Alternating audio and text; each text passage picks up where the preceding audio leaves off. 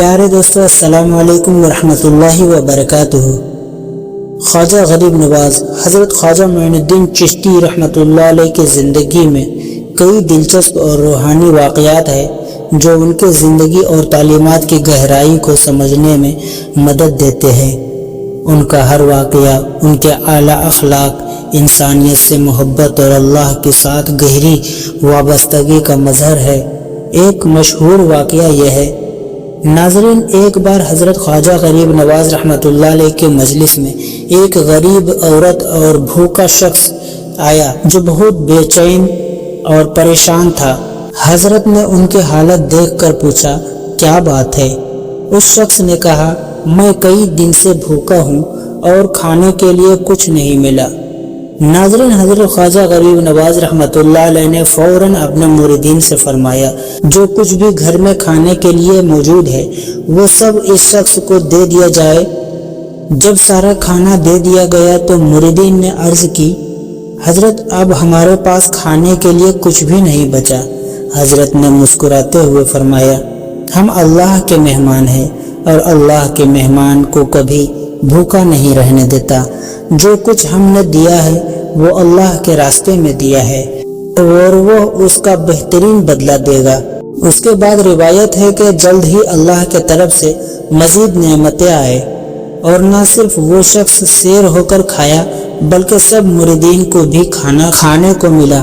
یہ واقعہ حضرت کی سخاوت، اللہ پر بھروسہ اور انسانیت کے لیے محبت کا بہترین نمونہ ہے۔ حضرت خواجہ غریب نواز کی کرامت بہت مشہور ہے۔ حضرت خواجہ غریب نواز رحمۃ اللہ علیہ معین الدین چشتی رحمۃ اللہ علیہ کی زندگی کرامتوں سے بھری ہوئی ہے جو ان کی روحانیت، عظمت اور اللہ کے ساتھ ان کے گہری تعلق کو ظاہر کرتی ہے۔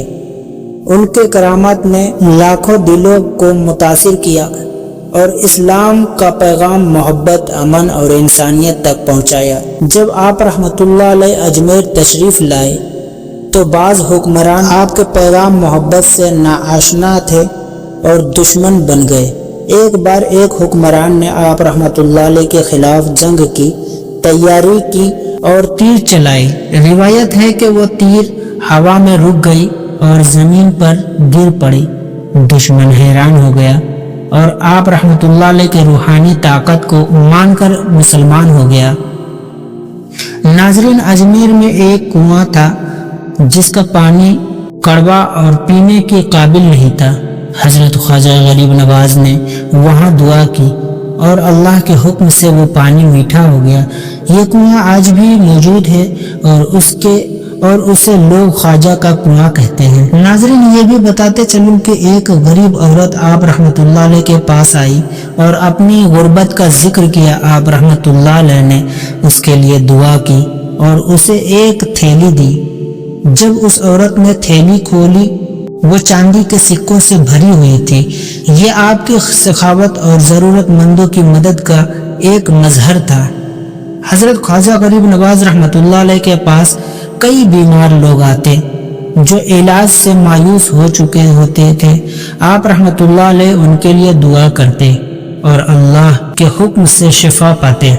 آپ کے دعا کی برکت سے کئی لا علاج بیمار صحت یاب ہوئے۔ ناظرین، اجمیر کے ظالم حکمران پرتھوی راج چوہان کو آپ رحمۃ اللہ علیہ کی موجودگی پسند نہ تھی اور اس نے آپ کو شہر سے نکالنے کی کوشش کی۔ آپ رحمۃ اللہ علیہ نے دعا کی اور جلد ہی وہ تخت و تاج سے محروم ہو گیا۔ اس واقعے نے لوگوں کو یہ باور کرایا کہ اللہ کے ولی کے خلاف جانے کا انجام اچھا نہیں ہوتا۔ یہ کرامات حضرت خواجہ غریب نواز رحمۃ اللہ علیہ کی روحانیت، عظمت اور اللہ کی خصوصی عنایت کا اظہار ہے، جنہوں نے لاکھوں لوگوں کو اسلام کے دامن میں آنے پر مجبور کیا۔ خواجہ غریب نواز رحمۃ اللہ علیہ پیار سے اسلام کو پھیلایا، نہ کہ دشمنی سے۔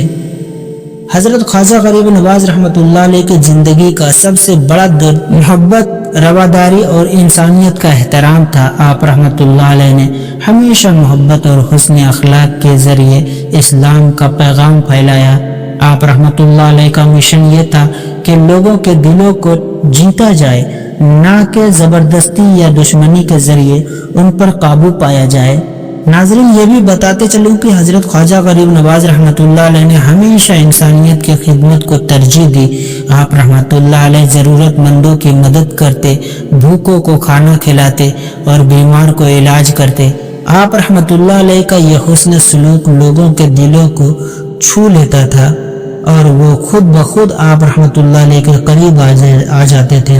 آپ رحمۃ اللہ علیہ نے کبھی کسی پر تنقید یا سختی نہیں کی، بلکہ اگر کوئی آپ کے مخالفت بھی ہوتا تو آپ رحمۃ اللہ علیہ اس کے ساتھ نرمی